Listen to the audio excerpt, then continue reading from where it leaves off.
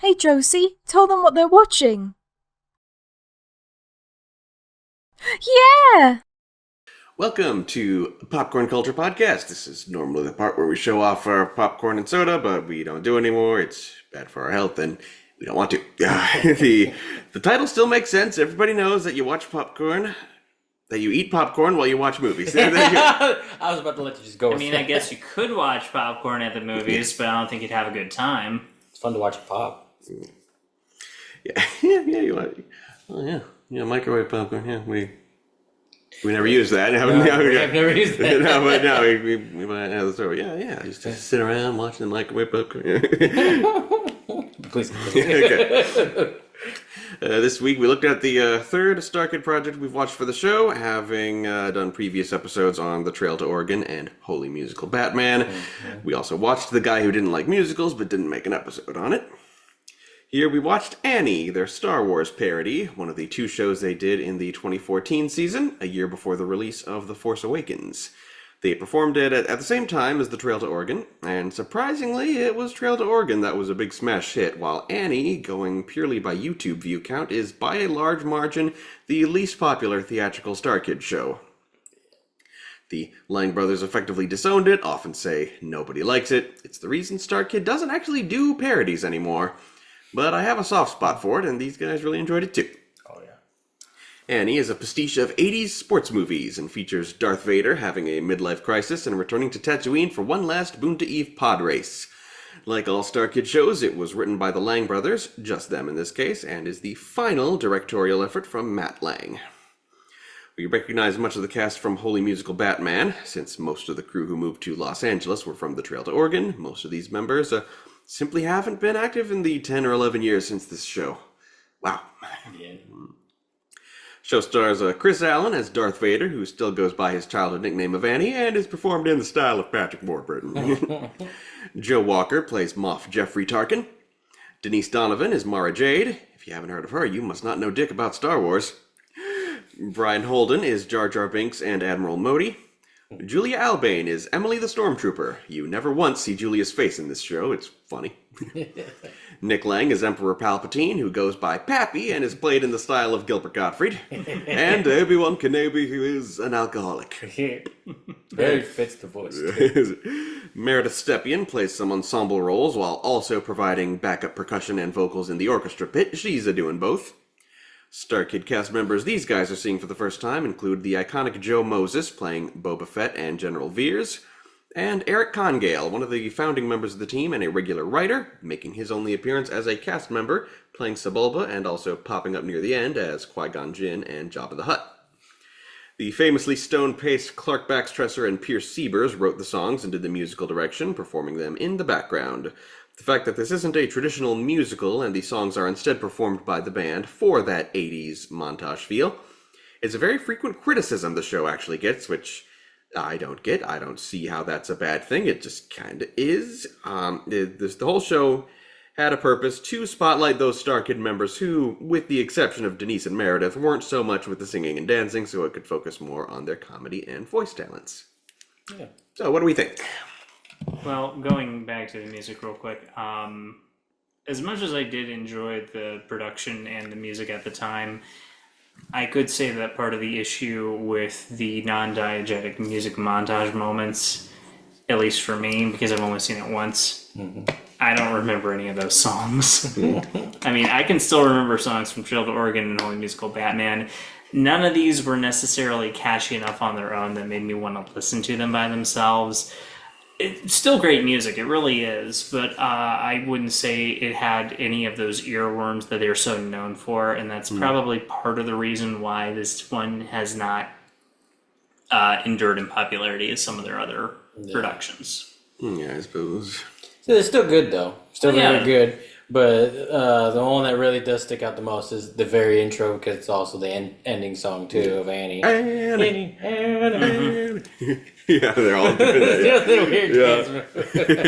That's another reason why I can remember, because they do the funny dance. They're just like, Yeah, I remember the funny dancing, and I remember the styles of the music, but again, if you ask me to say a lyric or something, I can't do it. Yeah, I agree. It's definitely one that didn't stick with me as much, but with the with the benefit of having seen it a few times, I definitely really appreciate just how every song is this very, very bulked up with good Star Wars references. So the guys definitely put a lot of work into that. And it really did capture the feel of a lot of those 80s sports movies. So again, I definitely appreciate and respect the music, but I can also see why fans of their other efforts probably didn't click with it because, for me, none of the songs really stuck in my head. They worked when I was watching it, but, it's been a while since we've seen it now, and a lot of the specifics of the songs... It's a lot of what was going on during the numbers also kind of fades for me. See, I still remember. I like that they included the musicians there on the stage there, and they also like changed in costume to match with like they were the Cantina band at one point. That was funny. That actually was really hilarious. There was even a part where I forget wasn't there a female singer who like interacted with them too? So I was talking about Meredith Stepien. She was the percussionist and background singer in the pit, and she was also ensemble. At one point Meredith were on stage playing a tambourine while also in character as either Fode or Bead, I don't know. I can't remember fully, but I remember the tambourine. Yeah. Well, they also did a pretty good job of mimicking the style of music that you saw in Jabba's palace during Return of the Jedi, which... Lucas. Why? Yeah. Why? The Max Rebo band, what was up with that? I don't know, it was super weird.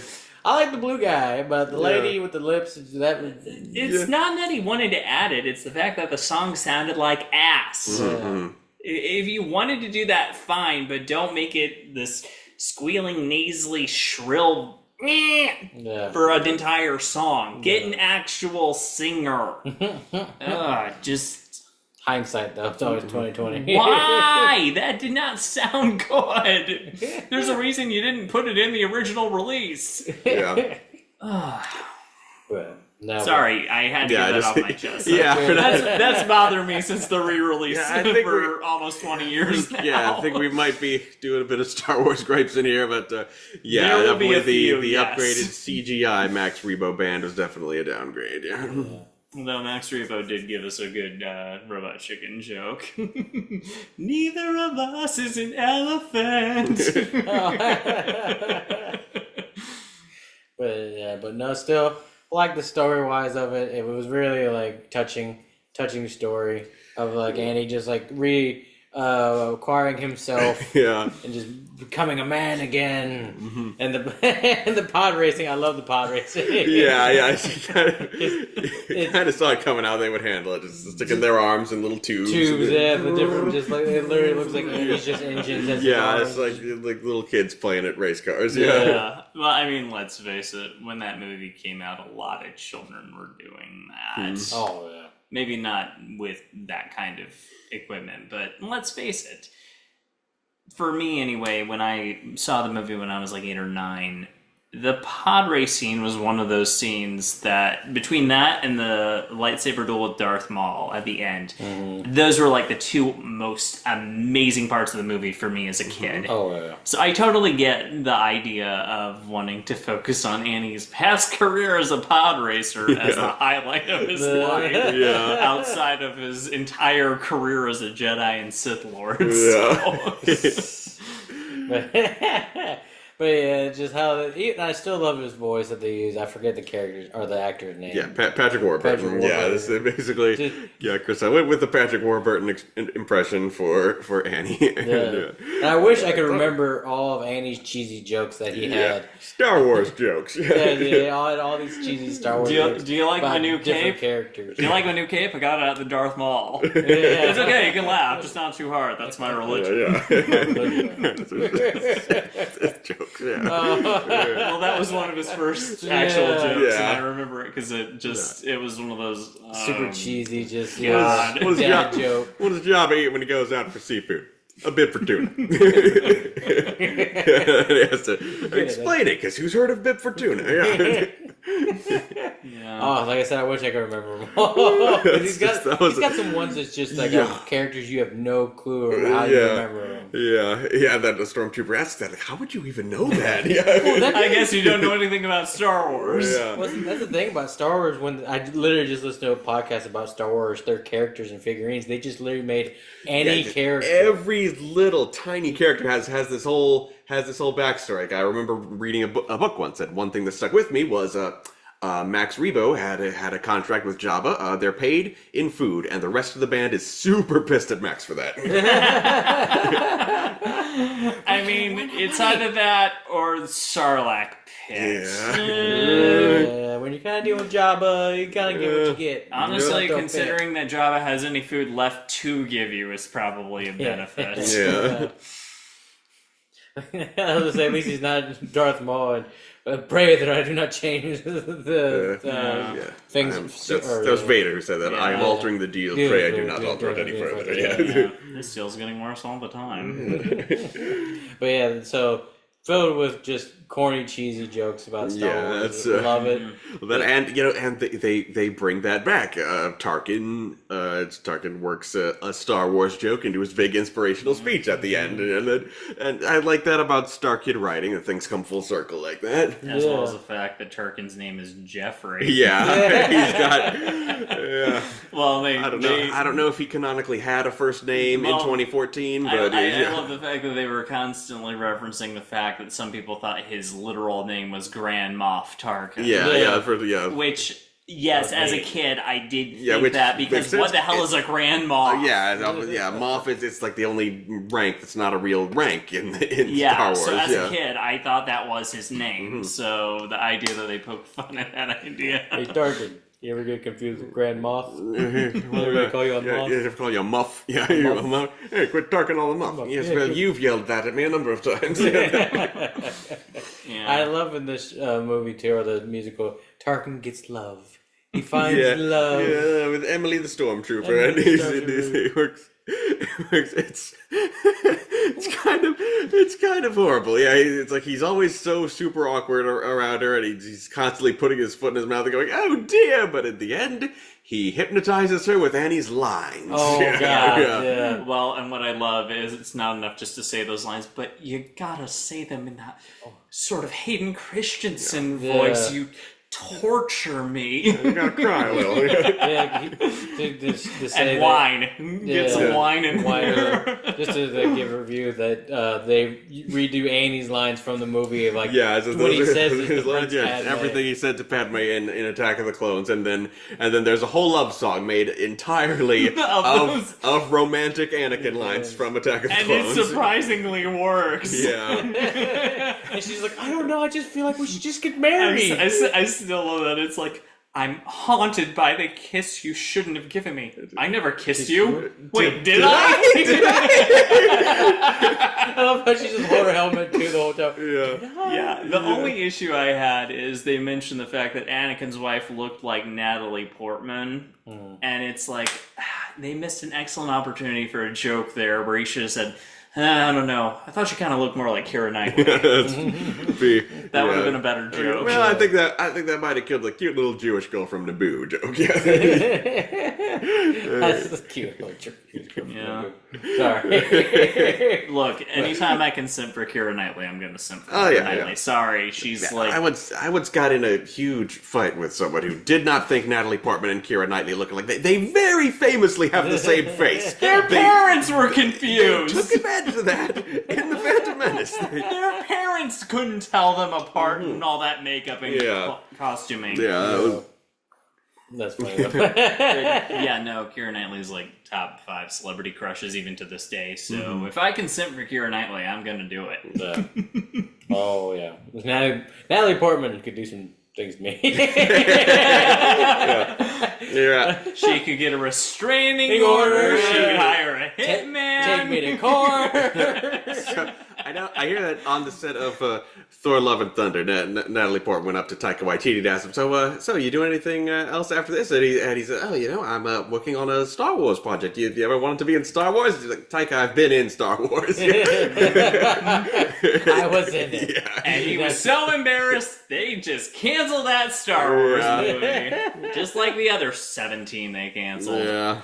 Oh, but besides that, I love the actors who portrayed the characters in this musical as well. The guy who played Sebulba, I love it was obviously just like random Star Wars like lingo. Yeah, like he wasn't really speaking Doug. He was kind of they have every StarKid show, of course, they had some special effects that weren't in the stage version, like Force lightning, which was very much off the shelf lightning effects, which I think I had on my iMac as a kid. And then they had the subtitles, like when a character is speaking Huttese, they always subtitle it in the Star Wars film. Then so they had Sebulba speaking, just speaking Star Wars gibberish, but still occasionally throwing in an understandable word so you know what he's talking about. And you know what? I gotta give credit to the actor because he did the entire thing doing her reverse crab walk. Yeah. Oh my god. Mimic the character's movements. Just and coming out there in like full leather. just the fact that he committed to it, I have to salute that. Yeah. So long. Oh my gosh. Yeah.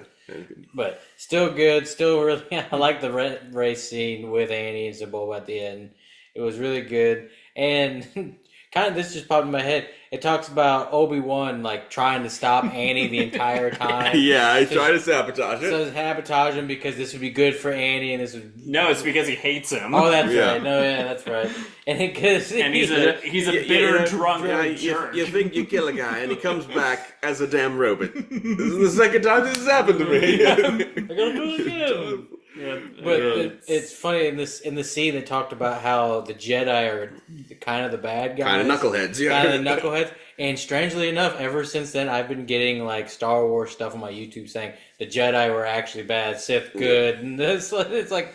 I wouldn't say the Sith were good. I mean, they didn't endorse child murder, but the Jedi certainly were pretty stupid for the prequel trilogy. Let's just leave it at that. But I do like the loopholes, though, this musical does about the Emperor. Is like, why has he got to take over his own galaxy that he already controls? Fighting against himself for a galaxy he already had control over. That's what happens when George Lucas writes a screenplay and directs a film all by himself without anybody telling him no. On the original trilogy, he probably had people to tell him no. Yeah, well, I mean, the way I always interpreted that is the idea that it wasn't about controlling the galaxy by fighting the Separatists. It was manipulating political circumstances to get rid of the Republic. Yeah. Mm-hmm. And in doing so, that's exactly what he did. Have a fake enemy to fight, and then them go, oh, wow, we're so screwed. Thank God you saved us. You're the Emperor now. Yeah. So, yeah, that's the way I always interpret it. It wasn't about him fighting for control. It was destroying the system that could stop him. Yeah, that makes sense. Yeah, that's not. It's just. I call it Lucasian philosophy. It just doesn't hold a lot of water. No, I'm not saying it's a foolproof plan. Yeah. I'm just saying that's what I always imagined that was the point. Yeah. I could also be entirely wrong. It also came all down to Gungan. Jar Jar Binks. Yeah. There wouldn't even be an evil empire if it weren't for you. Yeah, literally. He said no. I really wish they really went to the Darth Jar Jar Binks on it for I don't think that was really a thing 10 years ago. No, it wasn't 10 years ago. But nowadays, definitely there were conspiracy theories of Jar Jar being a Sith Lord. But I still love Jar Jar. I still love how they did Jar Jar in this one too. Yeah. It was they did a good thing. Yeah, I think they did a good thing making you feel sorry for him for how everyone treated him like shit. Yeah. Well, I mean, in his first scene, he's about to hang himself. Yeah. So that one, it's a little dark. It's a little dark in this show. Just saying. But hey, if they you did it right, Jar Jar, they get rid of him before the show. Yeah, so. yeah, and they have Tarkin twist the knife and say, that's not necessarily true, Annie. Everyone hated Jar Jar and wanted to see him dead. Kind of. Yeah, and I feel bad for the guy. He never claimed to be a war hero or a politician. He was just dragged into that because Qui-Gon Jinn, for whatever reason, found him amusing. Just brought him along. And look what happened to Qui-Gon Jinn. Yeah. You did. Yeah. Although, again, I will say, as much as I didn't care for Jar Jar in the trilogy, in the series Clone Wars, dude was actually useful and not annoying. Helped Padme in many situations. Plus, the hate that actor received was just disgraceful. Yeah. Oh, man, I hate. Yeah, Star Wars fans. The fans are the worst part of the series. We can complain about it, but it's the fandom. That's just just makes it most uncomfortable. It's one thing to not like a character. It's one thing to not like the writing. It's another thing to attack the actors who are doing their jobs. That is shitty. So exactly. And did you know that in the Clone Wars, Jar Jar was originally voiced by Phil Lamar? He did it under a pseudonym because he didn't want the same kind of bullying that Ahmed Best got.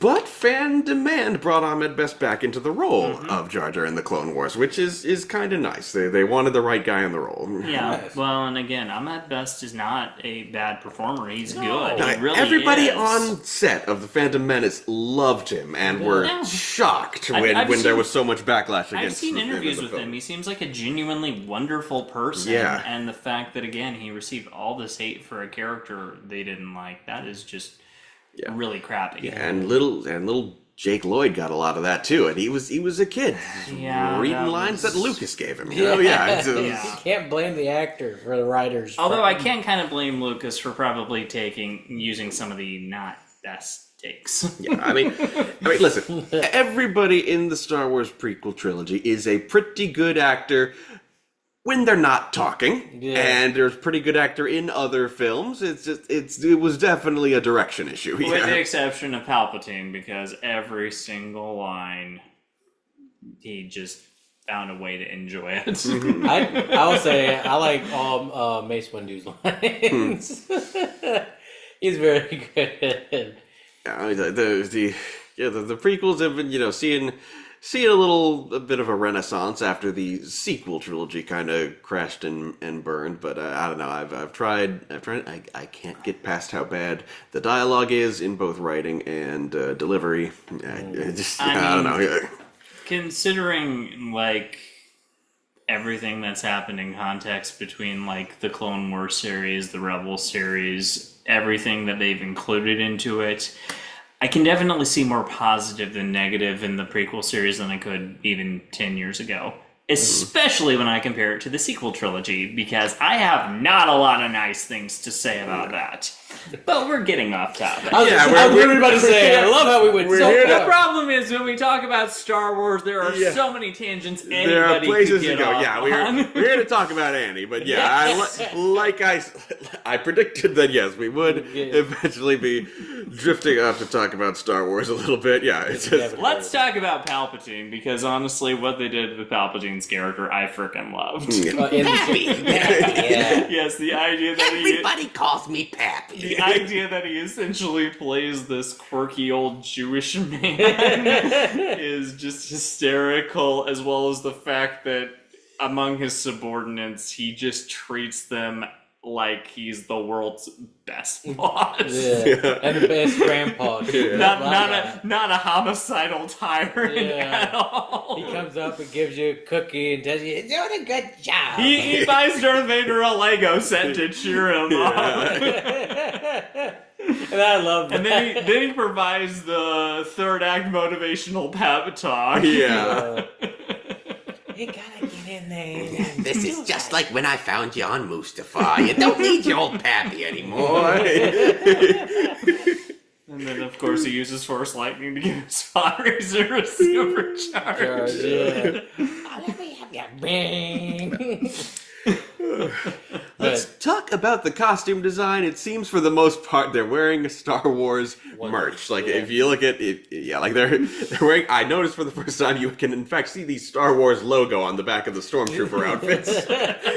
And Obi-Wan's wearing a bathrobe with the Rebellion logo on it. Pappy is wearing a black robe with the Empire logo on it, and I love what they do with Boba Fett. He's wearing kind of a Boba Fett hoodie, and he's got a helmet on, and he takes off the helmet, and the hood is another Boba Fett helmet, which was very nice. It must have been a good find. The Lang brothers are credited as costume designers. I don't think they really did much designing. Hey, I'm sure they had to spend a couple of hours on Amazon making sure they got the right sizes. Sure. Did you not see Boba's jetpack? That was the best. with the missile dangling, with the missile flopping around. I will say the one thing I really did enjoy when it came to the costume playing part of it is throughout the entire time, Darth Vader just has the helmet on. His face is not obscured the whole time. See the actor's face. And at one point, he asked Tarkin to take his helmet off. So then he does, and he's like, so they put it back on, and he can talk normal again. And then that's what I look like under there. So once he puts the helmet back on, he can talk normal again. That was just a really clever way they were gonna get around that idea. Because the whole time you're seeing his face and you can talk. Let me see your face. And I love how they didn't involve a lightsaber except for one time this entire show. It was Annie had it, and he why is this thing turning on? Right and then he tries to some officers are like, no. And it's like, we're just going to take that away from you. Yep. And then it's just gone. Never seen a lightsaber that's again. true. I never thought of that. But it is a good musical. I still recommend it. It's still a great musical. Just to enjoy. Just if you're into Star Wars, if you're into 80s sports movies, and if you're into StarKid, give it a bit of extra love because it gets of all their full length shows, it definitely gets the least love for sure. It has a great workout montage for Andy of how he's just trying to get stronger and everything. Oh, it's so good. I will say this though. If you are not a fan of Star Wars, I wouldn't recommend this. Because if you don't already like Star Wars... You don't know dick about Star Wars, you're probably not going to enjoy it. Yeah. I also say if you're too much of a fan, you think you're going to get a little bit of, this is going to, not go your way, thinking and you're gonna get all angry about it. Don't watch it. Again, if you can enjoy a good Star Wars parody, if you can enjoy the likes of Robot Chicken or Family Guy's Star Wars parodies, you'll enjoy this. 100%. But besides that, everything was. I enjoyed it. I couldn't stop smiling at the end. I will say that when we got done and we were wrapping everything up and they were heading out, I just literally my face hurt because how much I was smiling through it. For me, it was just I liked it. And just it's all the StarKid staples like the Disney quotations. If you're a big Disney fan, you'll recognize a few quotes, in context and. Just the idea that they did this before Disney took over, completely took over Star Wars. As well. Force Awakens was still kind of on the horizon. It's what was that joke on Animaniacs? It's I laughed until I cried. I cried until I laughed. I laughed and cried at the same time. I ate too much licorice and got sick. But I'll say my favorite scene. There's so many different ones, but the one that's really sticking in my head is when Tarkin and I forget the girl, Emily, and they're just rolling around. They're rolling around. It's this slow roll, and they're both and they're going. It's for way too long. Take the sunflower scene on Naboo.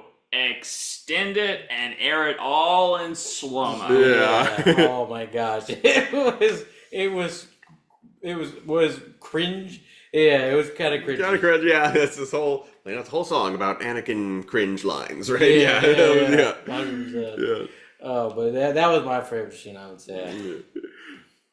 I like my favorite would have to be Obi-Wan in the bar talking about talking about the plot of the prequels and talking. I see what Daddy's talking about. You Jedi, a bunch of knuckleheads. Especially, I love the line where he's explaining the opening premise of the Phantom Menace, and then, I'm sorry, I fell asleep because that was so boring. Well, just the idea that he's just this vengeful, bitter old drunk dick is just hilarious. Yep. So you got a favorite scene, Mason? Honestly, I would have to say my favorite scene is probably the one where he's getting the pep talk from Palpatine. Yeah. just because the idea of Palpatine caring enough to even do a pep talk to Darth Vader is just so weird and so bizarre. And just the idea that not only does it lift his spirits, but it provides the Deus Ex Machina for him to win the damn race too. That is definitely up there. I also love the audition scene where she wants to be the slave girl for Jabba. Oh yeah. And then they're all like, "This is your first time being a slave girl, and you came to Jabba's palace." I can't believe you. I can't believe you. Oh gosh. Yeah, it's Mara Jade. I don't know much about Mara Jade. I know that's an expanded universe character who eventually ends up married to Luke, but she doesn't exist anymore. That's Legends now. Yeah. Yep. Legends. Yep. Until Disney decides it's not. Yeah. Who knows? I don't know what they're going to do anymore, and quite frankly, I don't have the energy to pay attention. About the same. Really about the same. I mean, I used to love Star Wars, but now I'm just kind of ready to not pay attention until something big happens.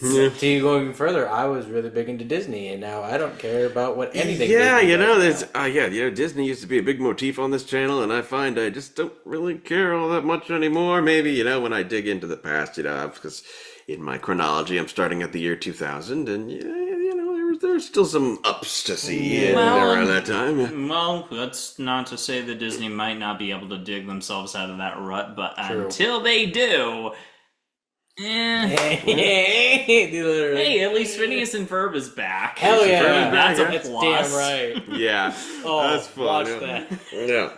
You ever see the Phineas and Ferb Star Wars crossover? I did, and I loved it. I like that. Yeah. Very good. Candace, socks, socks, socks, socks, socks, socks, socks.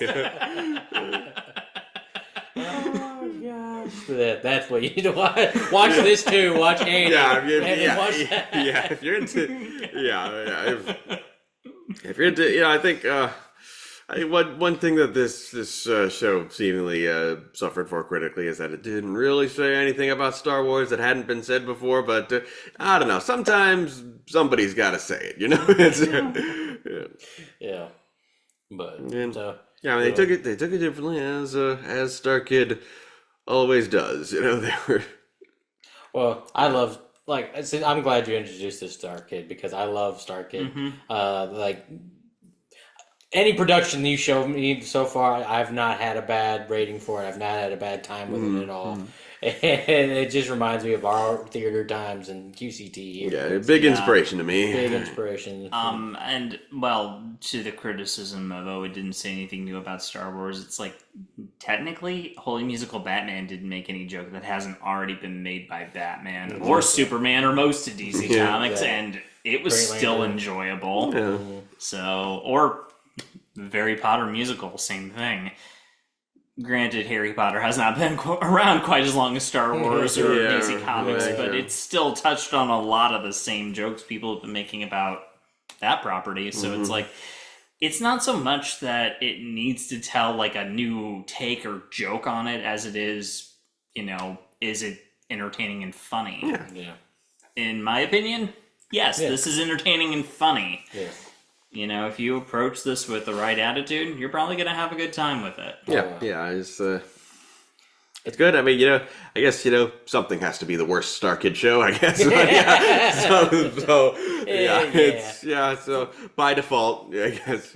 Yeah, I enjoy it very much. Yeah, it's I guess it's just I'm not really in all the Star Wars discourse so much, so it was it was kind of revelatory to me, I suppose, when I first saw it long ago. I will say this, there were parts of this I enjoyed more than Trail to Oregon. Sure. Just because Star Wars means more to me than Oregon Trail. Yeah. So, Well, and for me, for video game wise, this gave me nostalgia road for all the the racing game for pod racing the pod game, racing game for Nintendo 64. Yeah. Like they literally had this, and it literally brought me nostalgia, and I almost went back and started playing it again. I genuinely remember renting that game from Family Video, trying it, and getting nowhere because I just sucked so bad that when we returned it, I never touched it ever again. Let's just say the remastered, or not remastered, but redone edition, they have it on PlayStation 5 now. It's way easier to handle. I was about to say, I'm probably better at it now compared to when I was 9, but at the same time, back then, if you give me a game that's way too hard as a kid, I'm never going to touch it ever again. I have a vague recollection of in maybe second grade or so playing kind of a Lemmings style game where Watto makes you guide some droids along the right path and into something, I don't know. That sounds just obnoxious, honestly. As if I didn't already have a reason to hate Watto.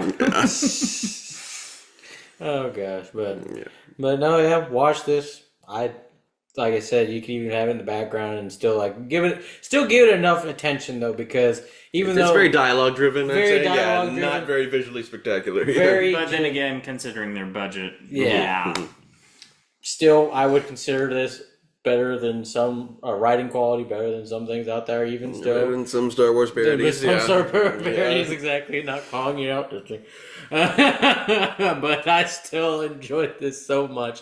I don't know if we're gonna jump into rating right now, but I'm already. Let's do it.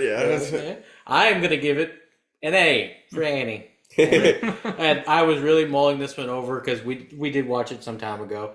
About a week now, and I really mulled it over. I was like, give it a B, give it an A, give it a B, give it an A. And it's like I really enjoyed it. It still made me smile. Still, every part of it was great. For me, cheesy jokes go a long way, very long way. So for me, A. I loved it. Yeah, I think so too. I think it even A. Yeah, because I like this very much. If there's as far as low quality StarKid stuff, that would be the much earlier stuff when they were still in college or just out of college, still finding themselves, and that would be the more that would be where I'd find the low quality StarKid stuff. Yeah, they were seasoned here, and they knew what they had to say about Star Wars, and if they don't really have anything. They don't really have anything to say about pop culture anymore. That's fine by me. They're doing some great stuff with Hatchetfield and The Lands That Are. So Not too bad. Honestly, though, I guess I have to be the sourpuss this time, but I enjoyed this. It was funny. It was very clever for what they were able to do. There were moments where I did feel it was kind of dragging and probably could have been tightened up in terms of some of the pacing and dialogue. That's a constant with StarKid. They tend to drag a little. Yeah, but I mean, in a scenario like this, especially when it's not motivated by a musical number or something, I could kind of see, for example, the initial board meeting with all the lieutenants. You could probably have cut out about 90 seconds of that, for example.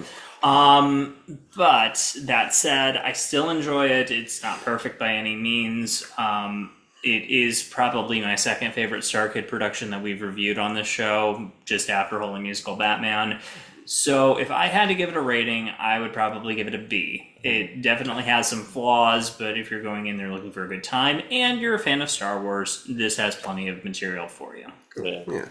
We haven't been keeping track of our letter grades, so I don't know where it ranks for me as far as the three StarKid shows we've done. But yes, okay. So this is the last StarKid show we'll do for the show because the show is coming to an end fairly soon because I feel like we got better things to do. But we'll wrap it up. I'm probably saying this many months before this video is finally edited and put out. But anyway, join us next time where we will be watching Tommy Wiseau's The Room. Yes.